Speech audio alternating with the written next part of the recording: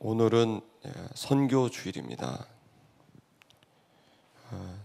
저희가 매달 넷째 주일에는 선교 주일로 지키고 있는데요. 그리고 매달 그 선교 주일을 맞아서는 우리가 선교에 대한 이해를 돕기 위해서 매번 그 선교사님을 초청해서 선교 교육을 받고 있습니다. 오늘은 그 임이스마엘 선교사님이 오셔서 말씀을 나눠주시겠고요. 특별히 저희가 지난해 김진욱 선교사님이 이 터키 크루드족에게 복음을 전하다 순교한 일이 있어서 저희들이 선교사님의 유업을 받아서 크루드족 선교를 결단하고 저희들이 이어서 선교사님의 그 뜻을 받아서 아름다운 교회가 터키 크루드족, 터키에만 있는 건 아니고 시리아에도 있고 이란에도 있는데요. 원래 터키 땅은 크루드족 땅입니다.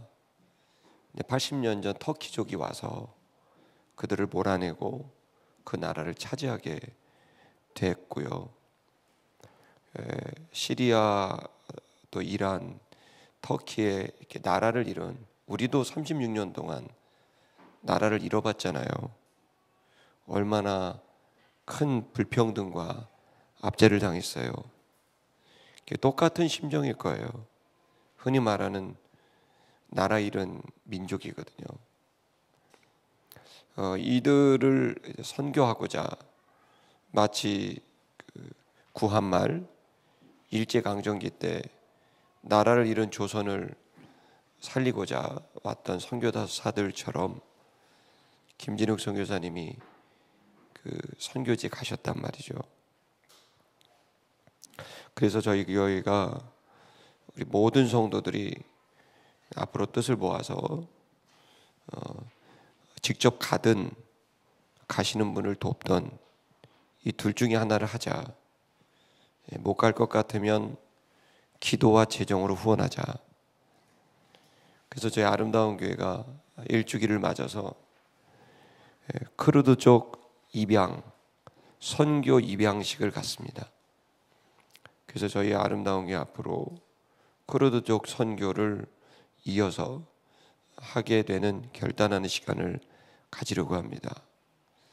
이 뜻깊은 자리에 여러분을 초대하고 또 축복해 주시고 추후에 선교 입양 이후에 한 번도 빠짐없이 매달 소정의 후원금으로 또 혹은 기도로 그렇게 선교에 동참해 주시기를 부탁드립니다. 슬기로운 신앙생활 1시간 기도 운동 계속 하고 있고요. 동시에 저희들이 말씀 운동을 또 하고 있습니다. 중보기도학교 합심기도반 4기를 모집합니다. 12월 2일부터 23일까지 4주간에 걸쳐서 매주 수요일 저녁 9시에 온라인으로 수업이 진행이 됩니다. 노현채 전도사님에게 신청해 주시기를 바라고요.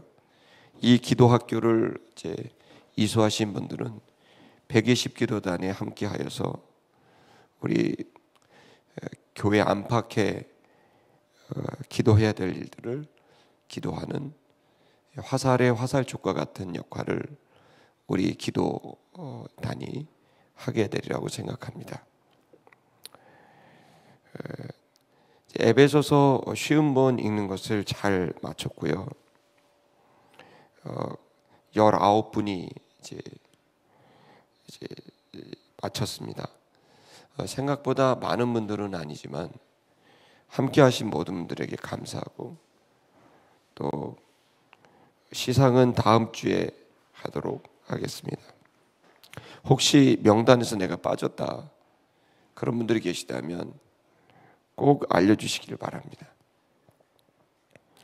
그리고 다음 주부터는 골로새서 50번 읽기를 하려고 합니다. 그래서 다음 주부터는 이제 에베소서의 짝인 한 주를 살짝 쉬고요. 그래서 아침과 저녁으로 골로새서는 10분도 안 걸립니다. 그래서 여러분이 아침과 저녁으로 골로새서를 또 쉬운 번 읽는 기회를 갖고 또 새벽에 골로새서 말씀을 또 여러분에게 나누려고 생각합니다.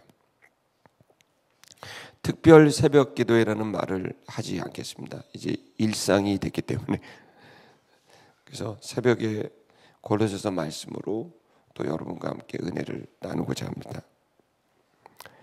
돌아오는 금요일, 토요일 날, 금요일 저녁 그 11시에 부천에 있는 참 좋은 교회인데요.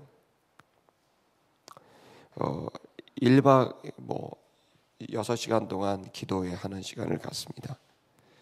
근데 지금 코로나가 다시 창궐을 해서 저희들이 이게 단계가 2단계가 되면 모든 집회를 할 수 없거든요. 그래서 현재까지는 1.5단계이기 때문에 준비한 대로 진행을 하나 금요일에 그 2단계로 격상이 되거나 또 2단계가 되지 않아서 않지만 집회 또 교회에서 참 좋은 교회에서 부담을 가질 수 있습니다. 그래서 협의를 해서 우리 성도들에게 문자가 나눠가겠지만 여러분 그냥 생각하시고 저녁 10시에 부천 참 좋은 교회로 오셔서 방역 지침에 따라 철야 기도회가 진행되기를 기대하고 있습니다. 이태경 전사님이 이제 몸이 불편하셔서 못 오셨지만 황지미 전사님에게 문의해 주시면 되겠습니다. 그리고 마이스토리 3기가 그 뮤지컬 가스펠 우리들의 이야기를 들어봐 행사 준비 및 마감 봉사자를 모집합니다. 12월 6일 저녁 6시에 히브루스 본점에서 이 집회가 진행이 되는데요. 김보름 간사님에게 이 뮤지컬 마이스토리는 탈북 청소년들이 조직되어서 3년째 되고 있는 사회공헌 또 선교 프로그램입니다. 여러분이 아름다운 교회 함께 하신 여러분 이 뜻깊은 자리에 여러분의 봉사를 요청합니다. 함께 기도해 주시고 격려해 주시기를 매년 잘해 주셔서 감사하고 올해도 뜻깊은 자리에 여러분을 초대합니다.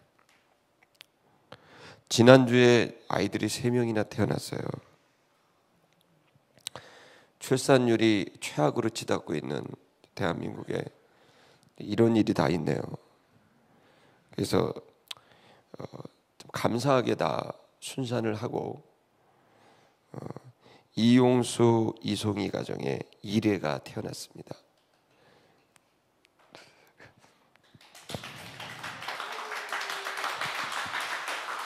요 앞에 있어요. 잠깐만 일어나. 아빠 잠깐 일어나.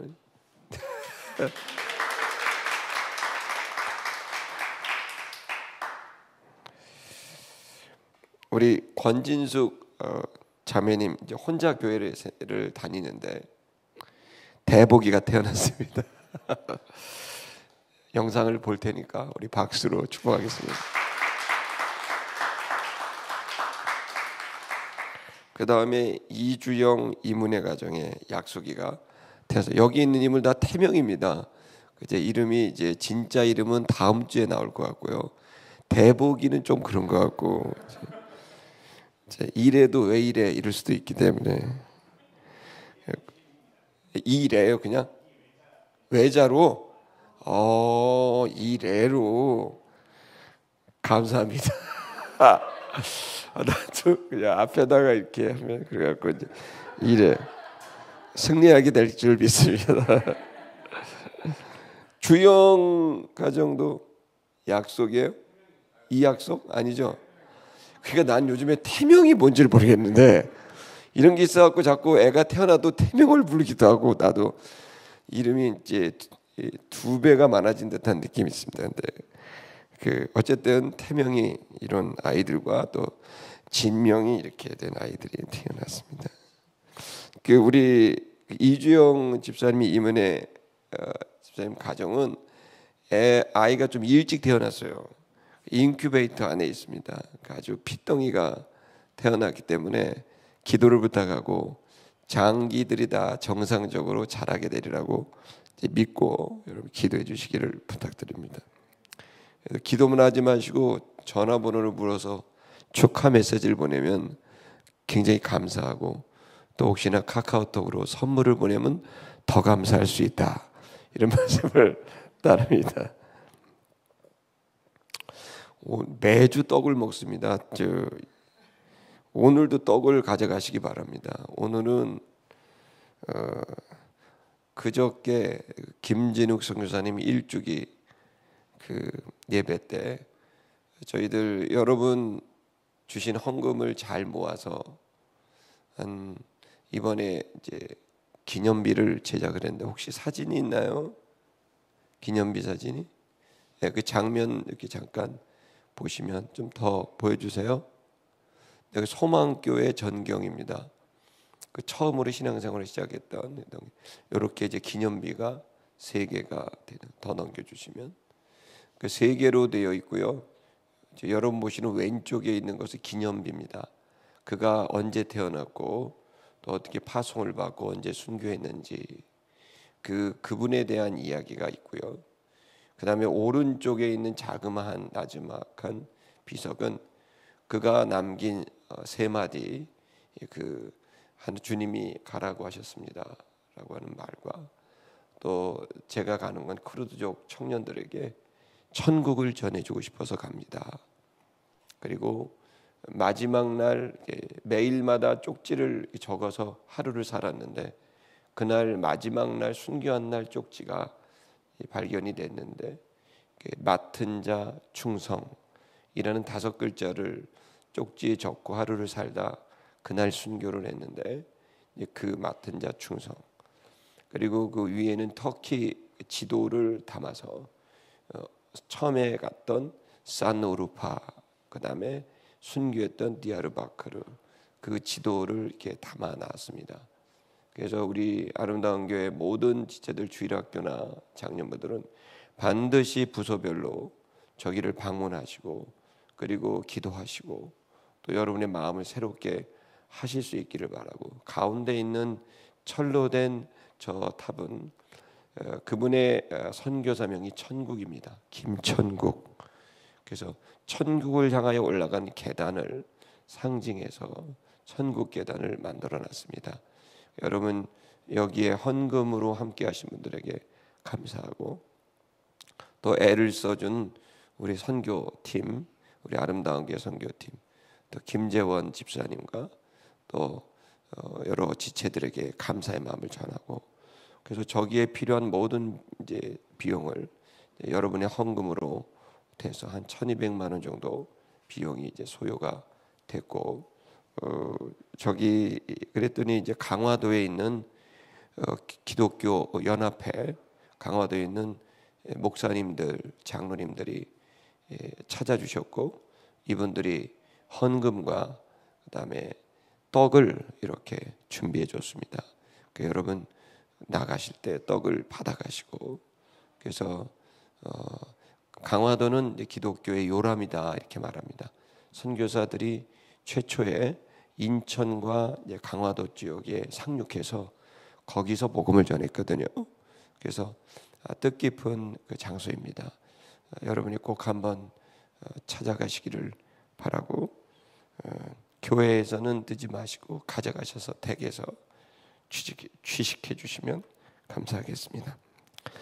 코로나가 커지고 있는데 여러분 코로나를 조심해야 되지만 마스크는 꼭 쓰고 다니시고 두려워하지 마세요.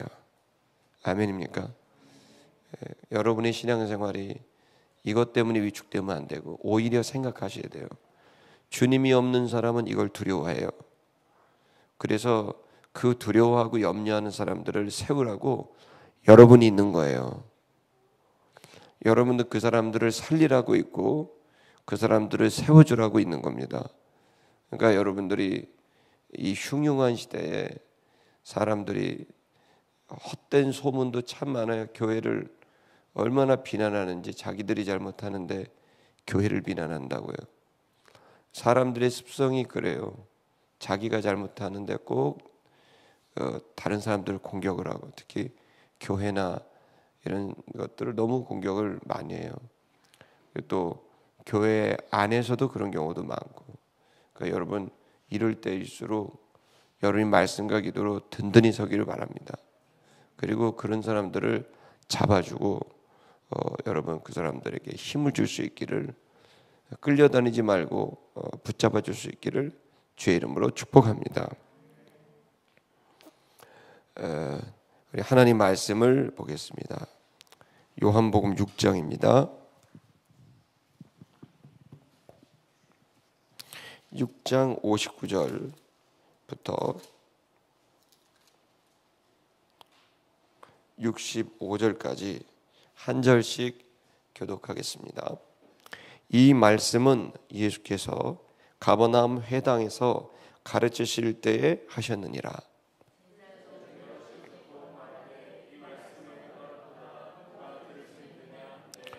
예수께서 스스로 제자들이 이 말씀에 대하여 수군거리는 줄 아시고 가라사대, 이 말이 너희에게 걸림이 되느냐?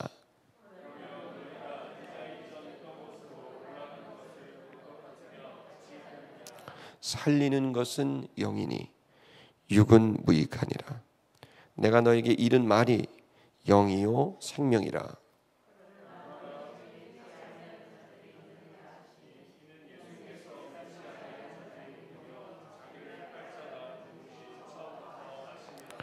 또 가라사대, 이러함으로 전에 너에게 말하기를 내 아버지께서 오게 하여 주지 아니하시면 누구든지 내게로 올 수 없다 하였노라 하시니라. 아멘.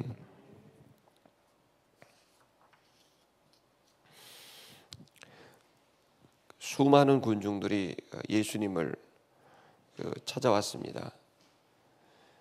갈릴리 농부들, 어부들, 그리고 종교인들이 예수님을 쫓아왔어요. 근데 이 사람들은 자기들이 볼 때 예수님을 쫓아오면 현실적인 문제, 떡의 문제를, 먹고 사는 문제를 예수님이 해결할 줄 알고 예수님을 쫓아온 거예요. 거듭 말하지만 지금도 한국 교회가 예수님을 쫓아오면 떡이 생긴다, 잘 살 수 있다, 흔히 말하면 현실적인 복을 받을 수 있다, 이렇게 외쳐서 70년대 수많은 사람들이 군중처럼, 그야말로 구름처럼 교회로 오게 됐습니다. 우리들은 이 복음을 잘 1.1핵을 보고 그것에 자신을 맞추는 삶을 살아가는데, 우리가 성경을 이렇게 꼼꼼히 보는 이유는 바르게 알고 바르게 믿기를 바라기 때문입니다. 분명히 예수님은 이 부분을 부정하진 않았습니다. 예수를 믿으면 현실적으로 우리에게 유익이 되는 일들이 있을 수 있습니다. 질병에서도 힘을 얻을 수가 있고, 재정의 파탄 속에서도 용기를 내서 다시 일어나 하나님이 기회도 주시는 줄 믿습니다. 그러나 예수님이 이 땅에 오신 목적은 단순히 현실적인 문제를 해결해 주는 구주로만 온 것은 아닙니다.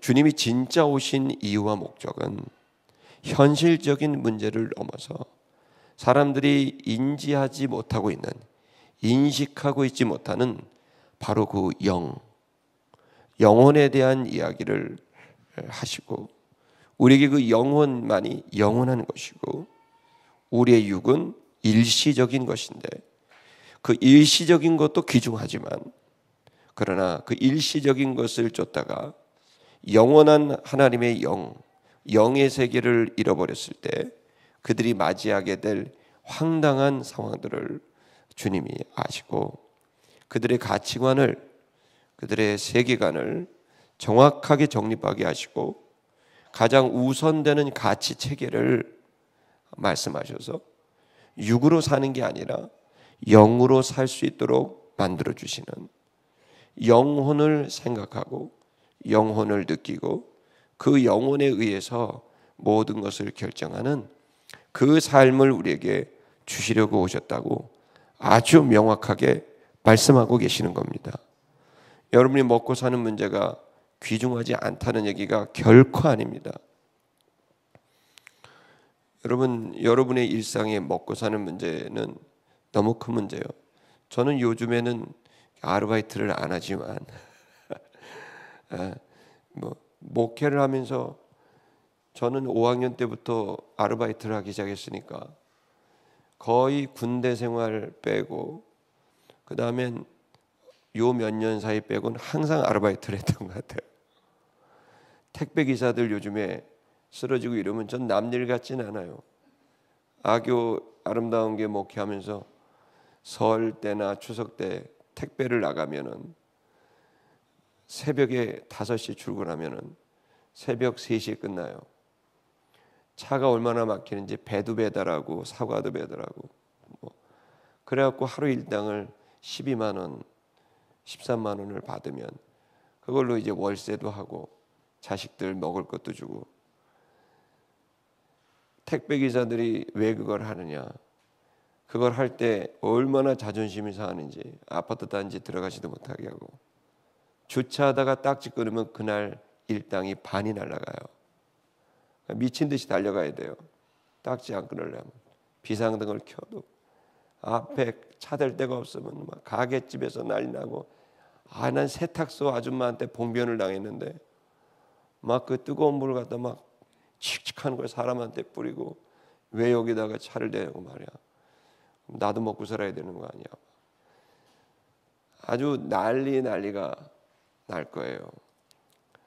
먹고 사는 문제는 진짜 힘들어요. 성도들이 그렇게 하루하루를 살아서 그 자식들을 먹이고 또 해야 될 봉양할 부모를 매시는 건 귀중한 일이에요. 그거보다 소중한 일은 없어요.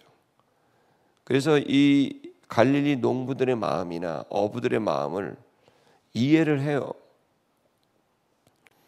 그리고 이스라엘 백성들이 출애굽을 했을 때에도 왜 그렇게 모세한테 불평을 하고 공격을 하고 하나님을 심지어 공격했냐? 나는 내가 볼 땐 본인들 문제 같지는 않아요. 자기가 책임져야 될 새끼들이 이 광야에서 언제까지 광야 생활을 해야 되는지, 이 그야말로 살아갈 수 없는 집 하나도 없고 거처할 곳도 없는 곳에서 수십 년을 지내는 아비와 어미들의 마음은, 여기 지난주에 부모가 3명이 됐지만 이제 저분들은 상투 틀은 겁니다. 할렐루야. 결혼해서는 몰라요. 새끼가 있어야 좀 알아요. 먹을 게 없을 때 나는 좀 굶을 수 있는데 새끼들은 안 돼요. 미치는 거예요. 오늘 본문이 좀 짧아요. 왜냐하면 11시 예배 때 안 할 거니까 보초를 맞춰야 되겠고 원래는 마지막 절까지 해야 되는데 그 다음 주에 마무리를 할게요. 할렐루야. 교회를 할 때 개척교회 목사님들, 전사님들 찾아오면은 참 마음이, 저도 개척을 3번 했잖아요. 어려워요. 어릴 때도 저희 아들이 군대 갔지만 지금은 어떻게 이렇게 뭘 먹고 컸나 몰라요. 하드 하나 500원이 없어가지고 하드 먹고 싶다는데 그걸 누구한테 500원 빌리기도 뭐하고 그 하드 하나 메로나 하나 사주기도 어려운 그런 형편의 삶을 살아간단 말이에요. 그럴 때 부모의 마음은 너무너무 고통스러운 거예요. 여러분 이 본문에서 사람들이 왜 현실, 왜 떡 그걸 갖다 비난할 수는 없어요. 난 그거 절대 비난 안 해요. 그 사람들 그렇게 힘들고 어렵게, 그래서 이 물질이 중요하다, 돈이 중요하다, 저는 1000번만번 동의해요. 그래서 그것 때문에 사람들은 살아요. 더 많은 떡, 더 많은 재산, 한 푼이 아깝죠. 근데 여러분, 만약에 그렇게 산다면 여러분들은 이 땅에 온 진짜 생명을 누리지도 못하고 살아가게 될 거예요. 예수께서 주시는 말씀은 그 현실 속에서 있는 생명이 다가 아닌 진짜 영혼의 평안과 기쁨을 얻는 길을 우리에게 주시는 거예요.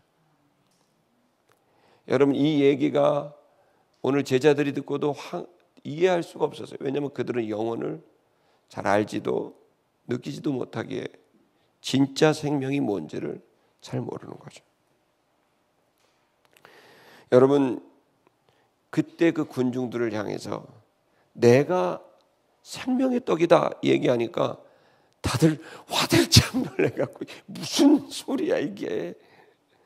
저 사람 따라오면 오병이어로 물고기 2마리와 보리떡 5개로 먹고 사는 문제 해결될 줄 알고 왔는데 무슨 소리야 그런 거죠. 이 무슨 소리야 이게. 군중들이 수군거리기 시작하고 화내기 시작했어요. 분위기가 반전된 거예요. 희망을 갖고 왔는데 무슨 엉뚱한 소리를 하고 앉아 있는 거야. 부치가 하늘에서 내려왔대. 미친 거 아니야? 자기를 먹으래, 살과 피를 마시래. 돈 거 아니야? 이게 무슨 소리야?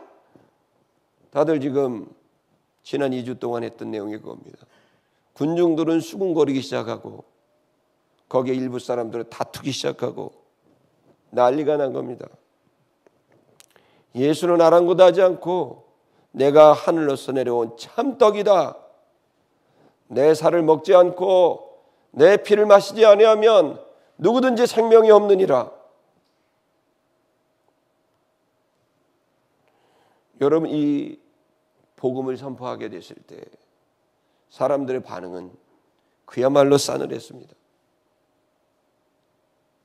이 본문은 바로 그 내용을 얘기하고 있는 겁니다.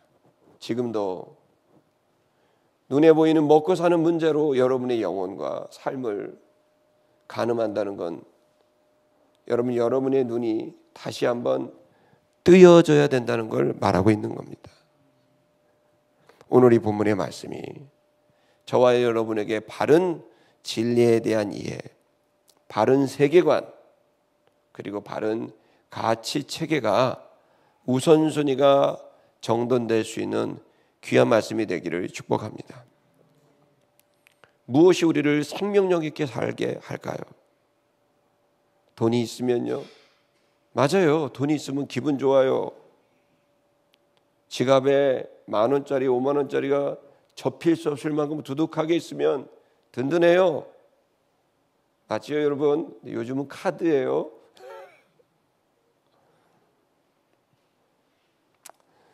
여러분, 통장 잔고에 수억 원이 예치돼 있으면 안심이 들어요. 서울에서 아파트 하나 갖고 있으면 좀 세금 많아서 기분은 안 좋지만 그래도 든든해요. 그러면 그게 우리를 생명력 있게 살게 하는가?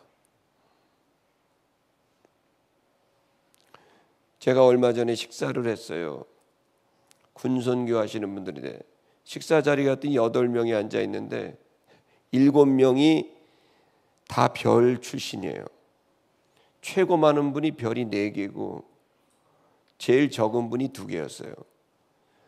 나는 육군 병장 출신인데 저보고 설교하라 그래갖고 그 자리에 가서 별들이 이렇게 있는데 별 속에 이게 작대기가 이렇게 4개가 딱 받아갖고 있는데요. 그날 음식이 김치찌개였어요. 이분들이 8명이 다 얘기하는 게 뭐냐면 하나같이 건강, 골프를 쳤는데 요즘은 비싸서 못 치겠다. 그런 얘기밖에 안 해요. 그냥 죄송한데 제가 현역 때는 제가 육군단에 근무했는데 제가 통신단이 그 본부 그분이 계신 거 바로 밑에 있었거든요. 헬리콥터를 자주 타고 다니셨어요. 헬리콥터가 이렇게 탁 뜨잖아요. 그러면 공차다 말고 헬리콥터를 해서 쟁거 경례를 헬리콥터에다 대고 쟁거 그거 군단장이 들으면 휴가 보낸다는 설이 있어갖고 애들이 공차다가 족하다가 헬리콥터만 뜨면 그냥 거기다 대고 계속 쟁거 내가 볼 때 안 들려. 근데 거기다 대고 막 우린 마냥 탁 그냥 굳어가지고 이루고 있는 하늘 같은 그야말로 하늘에 뜬 별인데 이분들하고 3시간을 같이 대화하고 예배드리고 밥을 먹었는데 우리 아버지랑 비슷하더라고. 그냥 노인이시고 그냥 관절염에 치매 걱정하는 노인이에요. 여러분, 진짜 우리를 생명력 있게 살게 하는 건 뭘까요? 저는 이 시간 저와 여러분이 분명한 이 진리를 갖고 살아가게 될 때 저는 우리에게 엄청난 승리가 있게 되리라고 믿습니다.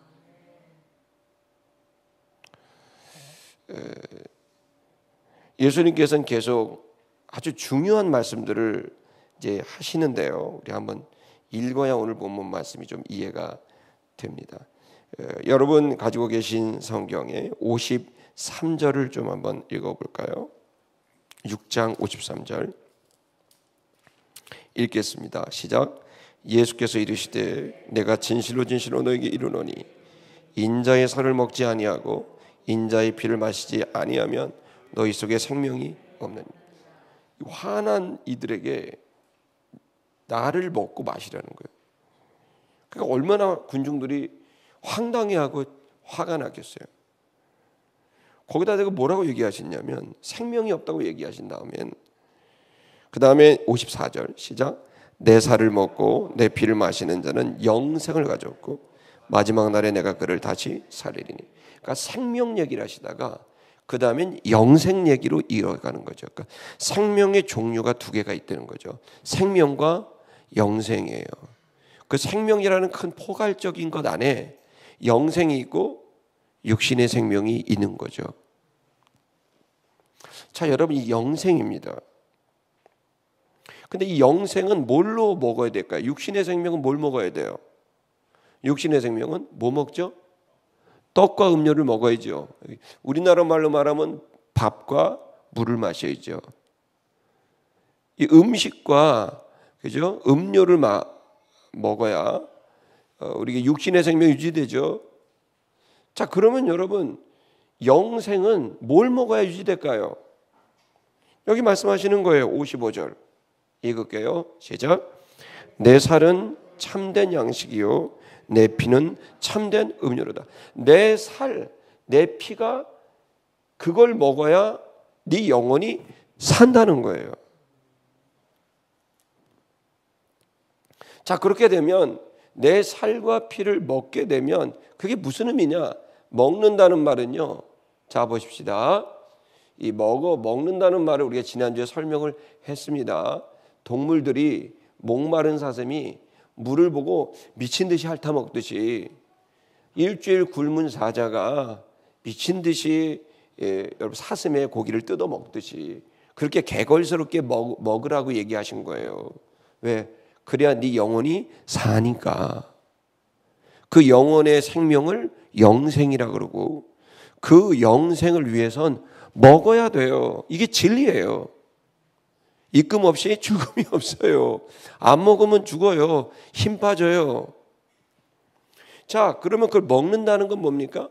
바로 그것이 몸 바깥에 있던 음식을 몸 안으로 들여보낸다는 거잖아요.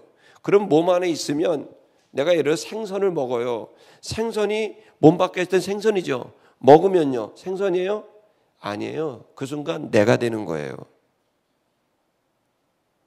그게 먹는다는 말의 미닝, 의미예요. 먹는다는 거는 몸 밖에 있을 때는 다른 객체예요. 그러나 그게 몸 안으로 들어와 버리면, 마시거나 먹으면 주체가 돼요. 여기서 예수님 먹어라라는, 마셔라라는 말은 이제 예수 그리스도, 이분이 객체가 아닌, 대상이 아닌 주체, 내가 되게 한다는 말이에요. 그래서 그 다음 구절에 뭐라고 되어 있습니까? 56절 읽을게요. 시작. 내 살을 먹고 내 피를 마시는 자는 내 안에 거하고 나도 그 안에 거하나니. 놀라운 얘기라는 거예요. 이제 그걸 먹으면 그 안에 거하고, 그러면 놀랍게도 또 그는 또 예수님 안에 거하게 되는 일체가 된다는 말이에요. 이 말이 요한복음에 반복적으로 됩니다. 그리고 미리 여러분에게 말씀을 드리지만, 그 다음에 예수님이 마지막 순간에 뭐라고 얘기했냐면, 너희가 내 안에 거하고 내가 너희 안에 거라고 안 하시고, 마지막 순간에 뭐라고 말합니까? 내 말이 너희 안에 거하면. 여러분, 말씀은 예수입니다. 말씀은 예수의 살이요 예수의 피입니다. 이 진리는 우리를 자유케 하고 살게 합니다. 그리고 그렇게 먹게 되면, 우리 안에 거하게 되면, 내가 아버지로 인하여 살듯이 그도 나로 인하여 살리라.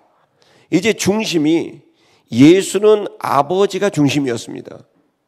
이제 예수를 내가 먹게 되면, 즉 말씀을 먹게 되면, 나는 내 생각대로 사는 게 아니라 예수의 생각대로 사는 거예요.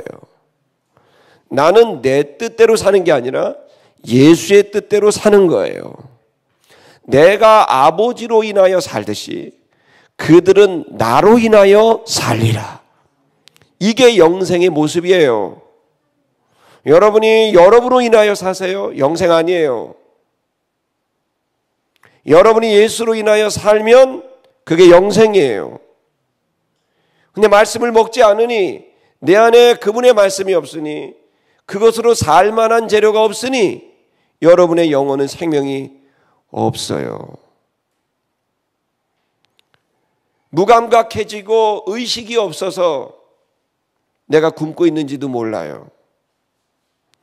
여러분, 갑상선 암 환자들이 제일 어려운 게 뭐냐면, 자기가 과로하고 있는지를 잘 느끼지 못하는 거예요. 그래서 대부분 과로사로 죽어요. 아니면 그것 때문에 다른 병이 생겨서 죽어요. 얘 가장 큰 문제는 그 문제라는 거예요. 이걸 느끼게 하고 알게 해야 되는데,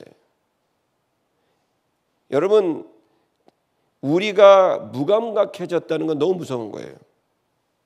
내 살이 썩어가는데, 한센병 걸린 분들은 내 살이, 손가락과 발가락이 잘려나가는데 무감각하니까 잘려나가는지 썩는지도 모르는 거죠. 아름다운 게, 성도 여러분, 이 악한 시대에 우리가 가장 큰 안타까움은 우리의 영에 대한 무감각, 무인지, 이것이 문제라는 거예요. 내가 힘을 잃었어. 그걸 좋은 음식 못 먹고 칭찬을 못 받고 사람들한테 격려를 못 받아서 그런다고 생각해요. 나 좀 격려해줘. 거울 보고 나 이쁘지, 착하지, 뭐 그러면서 웃고 막 그래요. 그러면 좋아하냐? 뇌가 순간은 될지 모르지만 참된 양식이나 음료가 아니에요. 왜 그렇게 힘이 없어요? 예수 없고 말씀 없어서 그래요. 인간에게 가장 큰 에너지가 뭔지 아세요? 이 과학자가, 성공의 신부가 기독교 변증학 하시는 분의 글을 살짝 읽었어요. 거기에 뭐라고 되어 있냐면은, 인간은 운동을 하거나 웃게 되면은 인간에게 어떤 이제 성분이 나온대요. 그것 때문에 사람들이 행복해하고 즐거워한다는 거예요. 그래서 운동을 해라, 웃어라. 그래서 그걸 해서 막 웃는 거가 직업인 분도 계시고 운동이 직업인 분도 있어요. 그래서 여러분 운동하고 나면 기분이 좋아요, 안 좋아요? 안 해봐서 잘 이렇게 모르는 거죠. 그러니까 너무 심하게 하면 이제 힘들지만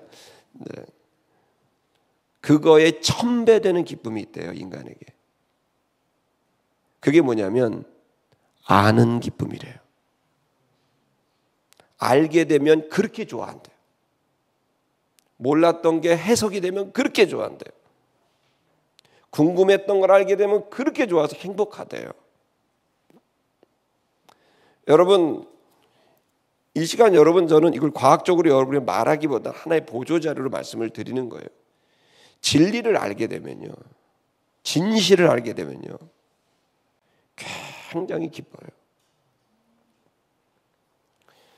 예수께서 우리에게 진리를 그 말씀을 주셨을 때 우리가 느끼게 되는 감격은 이루 말할 수가 없는, 이걸 과학으로 입증됐더니 참 다행인 거죠. 그걸 통해 아는 기쁨, 몰랐던 걸 알면 몰랐던 걸 아는 거예요. 그러니까 여러분, 우리가 이 몰랐던 걸 알았을 때 배우는 사람의 기쁨은 이루 말할 수가 없는 거예요. 지금도 80이 넘으셔갖고 초등학교 졸업장 때문에 막 한글을 모르시는 분이 한글 학교 같은 데 가서 졸업할 때 눈물을 흘리잖아요. 여러분, 그 감격과 기쁨 말할 수가 없는 거죠. 그런데 여러분, 이 진리를 우리가 알게 되는 겁니다. 그걸 통해 주의 말씀이 우리 속에 들어오게 된다는 얘기를 하시는 거죠. 자, 이 일로 인해서 이 반응이 뭐냐? 이 군중들이 그 다음 어떻게 됐을까요? 다음 주에 알려드릴게요. 이 군중들은 어떻게 돼요? 다음 주. 그 반응이 있기 전에 예수님께서 지금까지 6장에 하셨던 말씀에 결론을 내시는 분을 여러분에게 소개하고 다음 주로 넘길게요. 59절을 좀 보십시다. 자, 이것은 가버나움에서 가르치실 때에 회당에서 이 말씀을 하셨다. 회당이라는 것은 시나고게입니다. 이거는 모임 장소예요. 예수도 그렇고 우리 모두도 열심히 모여야 됩니다. 아멘. 성경은 인격 대 인격이 직접 만나고 모이는 걸 교회라고 말하고 그 모이는 장소를 회당, 예배당이라고 말을 합니다.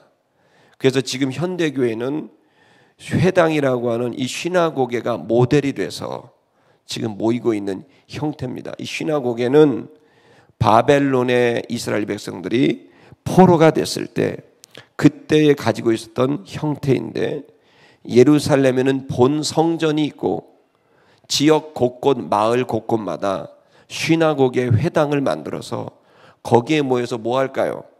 율법의 말씀을 가르치고 그 말씀을 통해 기도하는 장소, 말씀과 기도의 장소가 시나고게가 되는 겁니다. 예수님도 각 시나고게에 가서 복음을 전했고 바울도 마찬가지입니다. 자, 예수님께서 사람들을 모아놓고 시나고게에서 이 6장의 말씀들, 이 주옥 같은 말씀들을 이제 다 나눴습니다. 얘기가 끝났습니다. 문제는 군중들이 문제가 아니었습니다. 이 얘기를 제자들이 듣고는 제자들도 어리둥절했어요. 6장을 보시면 군중들이 수군거렸습니다. 유대인들이 다투었습니다. 그리고 오늘 본문에서는 제자들이 흔들렸습니다. 제자들조차도 예수를, 스승을 따라온 이유가 달랐던 거죠. 여러분 알고 계시겠지만 이들 중에 어떤 이들은 예수를 쫓아가면 자기가 잘 될 줄 알았어요. 당신의 나라가 될 때 하나는 좌편에 하나는 우편에 나를 앉히십시오. 또 다른 종교적인 야망이 숨겨져 있어요. 이 엉터리 같은 제자들, 겉으로는 제자지만 속은 예수를 팔 자들, 십자가에 못 박을 자들, 이들이 있었던 거예요. 왜 그럴까? 이들의 가치관과 이들의 영혼이 건강하지 않았기 때문에. 그 얘기가 이제 오늘과 다음 주에 있을 내용입니다. 60절을 보십시다. 그의 제자들 중에 여럿, 한두 사람이 아니야. 여러 명이 지금 시험에 들었어요. 그의 제자들이 그 이야기를 들었던 사람들이 말하게 됐습니다. 뭐라고 말합니까? 이 말이 어렵도다. 단단하다. 받아들이기 어렵다. 이 말입니다.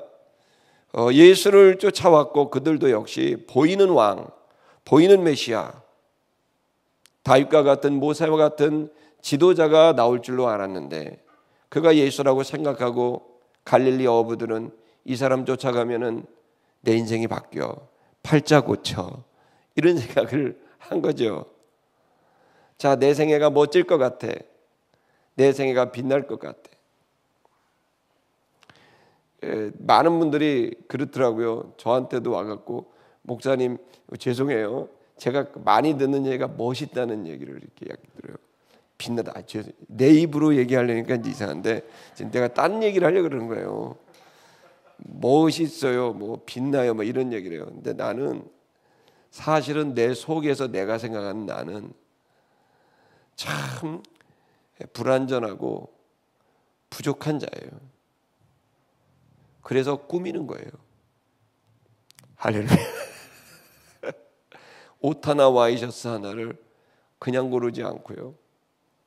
길이를 재고 색감을 재고 내가 오늘 대중들 앞에 서는데 흠이 없어야 되겠다. 나의 흠이 드러날까 봐. 그래서 주의 영광이 가릴까 봐. 그렇게 하는 거예요. 저는 우리들이 예수를 쫓아가면 대단한 게 올 것 같은가? 여러분 결론을 말씀드릴게요. 강화도에 가면 소망감리교회라고 있어요. 그 앞에 가면 가장 그리스도인답게 살다간 청년이 한 명 거기 있는 거예요. 그게 기독교가 추구하는 최고의 삶이에요. 여러분, 우리들이 가는 이 길은 어떤 형태로든 우리의 영혼이 사람들 볼 때 그렇게 비교적 좋아 보이는 그 삶을 추구하는 게 아니고 그 영혼 자체가 하나님 앞에 온전히 서도록 하는 것이며 다만 그 가치가 손상될까 봐 우리가 우리의 모습을 새롭게 하는 거예요. 여기 이 말씀이 어렵도다라고 하는 이 말씀은 받아들이기 어렵다라는 거예요. 그들의 가치관에서는 받아들이기가 어려운 거예요. 그러면서 얘기하는 거예요. 누가 들을 수 있겠느냐? 이 하늘에서 내려온 이걸 먹고 마시라는 이 얘기를 누가 들을 수 있겠느냐? 가능하겠냐? 자, 여러분 보십시다. 이렇게 제자들이 시험에 들어서 예수에 대한 부정적인 이야기를 이제 쏟아냈습니다. 61절. 그런데 예수는 이미 알고 있었습니다. 제자들이 예수를 쫓아올 때부터 알았고 그 베드로가 얘기한 대로 주여 나를 떠났어. 나는 죄인입니다. 라고 말했던 것처럼 제자 스스로도 알고 있었고 또 주님도 알고 있었습니다. 예수께서는 이미 알고 그의 제자들이 이 말씀에 대하여 수군거린다는 사실을, 여기 수군거린다는 건 투덜대고 중상하고 반대로 말한다는 걸 알고 있었다는 거예요. 명목상은 제자였지만 속으로는 오히려 반대하고 있었고 그리고 오히려 예수를 중상하고 있었고 투덜댔고 반대로 말하고 있었다는 사실을 예수님 앞에서는 안 해서 몰랐지만 예수님은 이미 모두 알고 있었다. 스스로 알고 있었다. 무슨 얘기입니까? 누가 들려줘서 안 게 아니라 느끼고 있었고 직관적으로 알고 있었다는 거예요.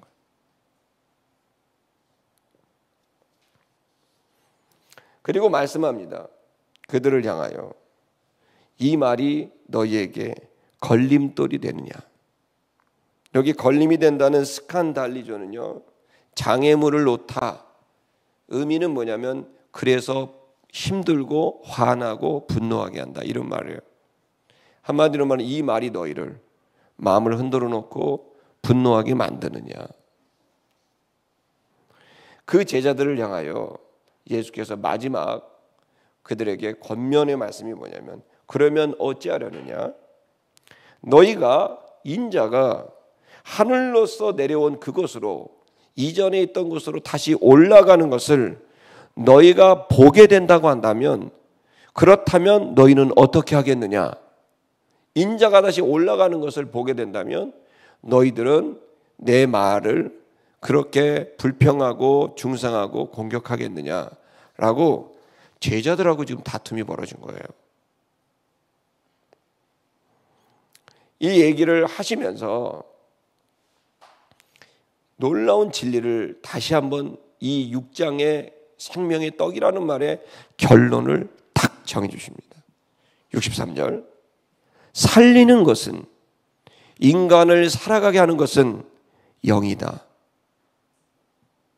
육은 그 어떤 것에서도 유익을 얻지, 유용하지 못하다. 정확하게 하는 건 육의 관점, 보이는 관점, 뭐 돈의 문제, 명예의 문제, 권력의 문제, 신체 건강의 문제, 외모의 문제, 이 모든 건 그렇게 유익하지 못하다. 실제로 인간을 살게 하는 건 그게 아니다. 뭐라는 거예요? 영이다. 영이 살아야 된다. 내가 너에게 이른 입, 그러면서 그러면 영이 뭐냐? 그 영이 뭐야? 영이 우리를 살게 하는데 그 영이 뭐냐? 뭡니까? 그 다음 구절에 못을 딱 봤습니다.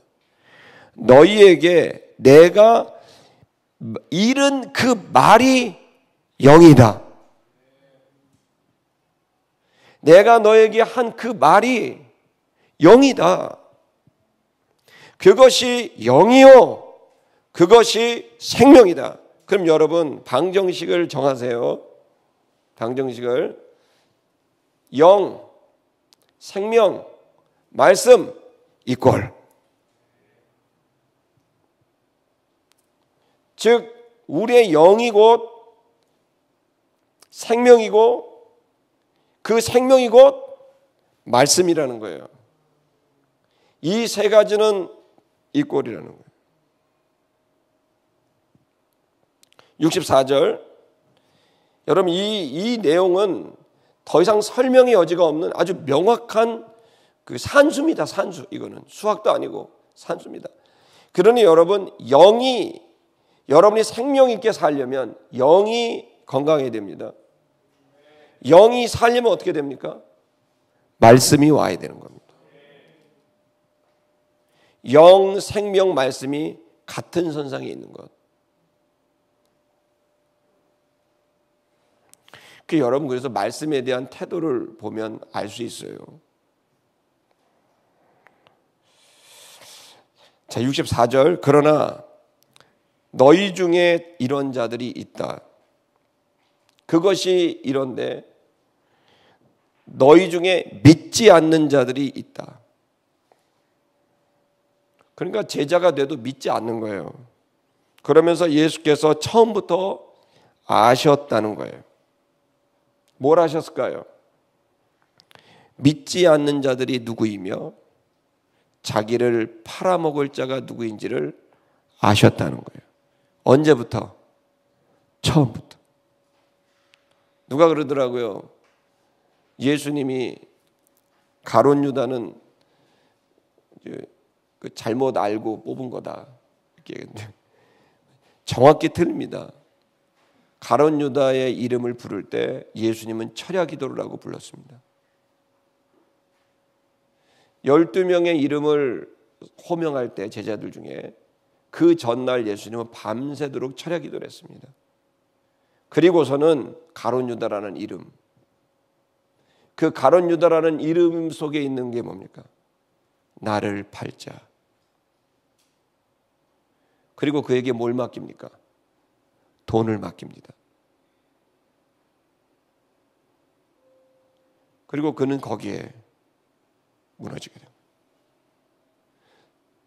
여러분, 예수는 처음부터 자기가 팔려야 하리라, 나를 찾아와 제자라고 말하지만 나를 팔 자라는 걸 알고 있는 거죠. 그러나 그를 계속 제자로 품고 가시는 거예요. 이 이야기가 이제 다음 주에 더 명확히 나옵니다. 그러면서 65절, 또 그가 가라사대 내가 전에 너에게 말하였었다. 누구든지 내게로 올 수 없다. 아버지께서 나에게 오게 하신 자가 아니라면 누구도 내게로 올 수 없다. 여러분, 오늘 이 본문은 두 가지의 큰 주제가 있습니다. 하나는 우리가 진짜 생명력 있게 살아가게 되는 그 방식에 대한 예수님의 방편, 해답이 우리 속에 있고, 또 하나는 우리 안에, 제자 안에 있는 이 말씀을 믿는 자들과 믿지 아니하고 팔자, 이 부분에 대한 분별이 속에 있는 겁니다. 아름다운 성도 여러분, 이 두 번째 주제는 다음 주에 아주 매우 중요한 주제여서 다음 주에 우리가 결론을 맺기로 하고, 오늘은 그 첫 번째 주제인 우리가 살게 하는 이 일이에요. 자, 여러분, 우리가 굉장히 중요한 이제 공식을 얻었습니다. 생명, 인간의 생명력. 여러분, 생명력 있게 살고 싶죠? 그래서 저처럼 이렇게 옷도 이렇게 밝은 옷도 입어보고, 그죠? 항상 한 흰색 와이셔츠, 노란색 이게 또 넥타이 하면 얼굴이 더 밝아 보여요. 얼굴요, 제가 막 스킨 발라요. 날마다 면도해요. 로션 발라요. 요즘에는요, 우리 미용실 하는 김기태 형제가 제가 또 이게 바르면 2시간 지나면 다시 퍽퍽해져 갖고, 야, 나 좀 피부 좀 좋게 할 수 없냐 그랬더니, 목사님 2번 스킨 로션을 하세요. 연예인들은요 7번 해요. 그런 거예요. 그래갖고 스킨 로션을 2번 하면 돼 그랬더니 2번 하면 된대. 자기는 한 3-4번 한다는 거죠. 그래서 네가 얼굴이 좋구나. 그러고 이제 스킨 로션을 2번씩 해요. 어때요 좀? 아직도 별로죠? 한 3-4번 해야 될 것 같아. 여러분, 그렇게 하면은 생명력이 있어질까요? 여러분, 우리가 가야 되는 건 좋은 음식을 먹으면 좋죠. 한 3-4시간 지나면 잊어요. 무엇이 우리를 생명력 있게 살까요? 생명력 있게 사는 건 결국 영이 살아야 돼요. 그리고 영이 살려면 곧 말씀이 깨달아져야 돼요. 그래서 시편은 주야로 그 말씀을 묵상하는 자가 복이 있다 그런 거예요. 자, 그럼 여러분, 저는 이 시간 도전을 합니다.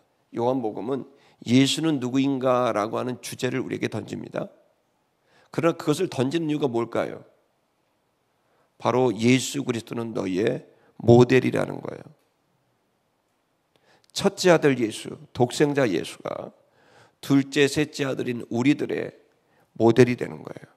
그러면 예수가 누구인가를 아는 사람들은 나도 작은 예수다 라고 고백하게 하려고 만든 게 요한복음이에요. 그러면 예수는 나는 생명의 떡이다 그랬어요. 나를 먹는 자는 영생을 얻게 되겠다. 생명을 얻다. 자, 그럼 여러분, 저와 여러분 어떻게 될까요? 여러분도 생명의 떡이 됐습니다. 여러분들을 통해 여러분들의 말과 여러분의 행동이 결국 누구를 살게 할 수 있습니다. 그것은 여러분들로 인하여 만들어진 게 아닙니다. 예수로부터 온 말씀입니다. 예수는 하나님 아버지로부터 온 말씀입니다. 즉, 그 말씀의 생명이 우리에게 전수가 되는 거죠. 자, 하나님의 말씀이 예수 안에 쌓여져 있습니다. 자, 하나님의 말씀이 예수 안에 쌓여진 이 말씀이 또다시 우리 안에 쌓여져 있습니다.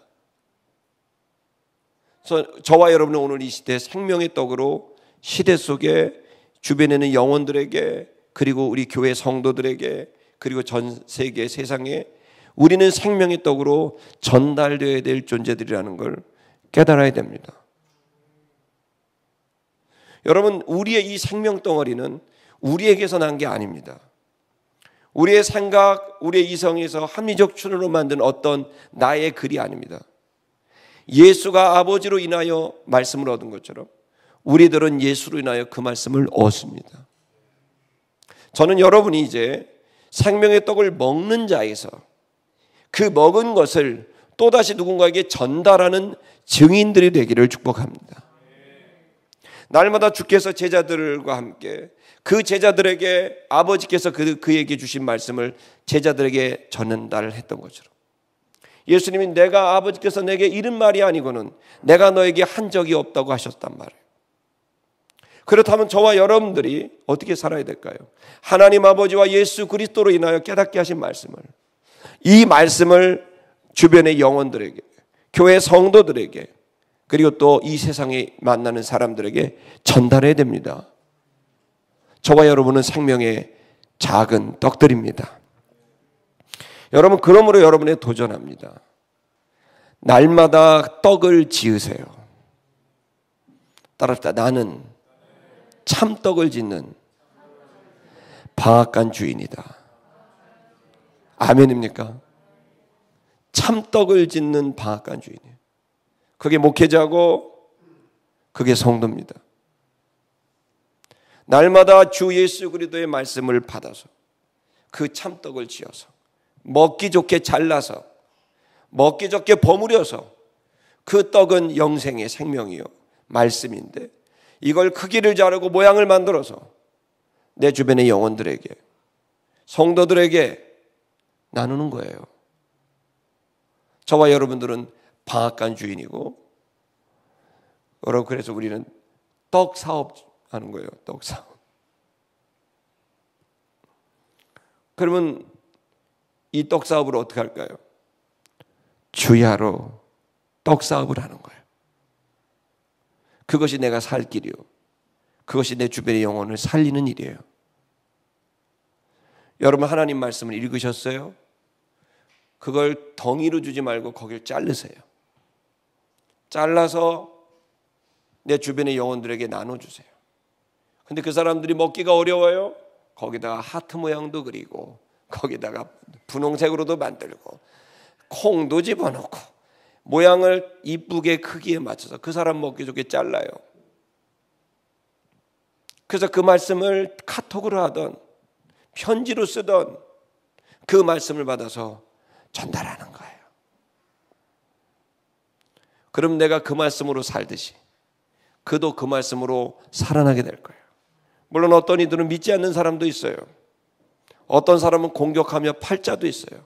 그러나 여러분, 이것과 상관없이 그 제자들에게 날마다 말씀을 주셨던 예수님처럼 저와 여러분이 날마다 여러분의 인격의 방앗간에서 주의 참떡을 지어서 먹기 좋게 잘라서 모양을 만들어 주변의 영혼들에게 말씀의 이 에센스, 말씀의 이 덩어리들을 전달할 수 있는 여러분 참떡을 짓는 방앗간 주인이 되시기를 주의 이름으로 축복합니다. 찬양하겠습니다. 달고 오묘한 그 말씀.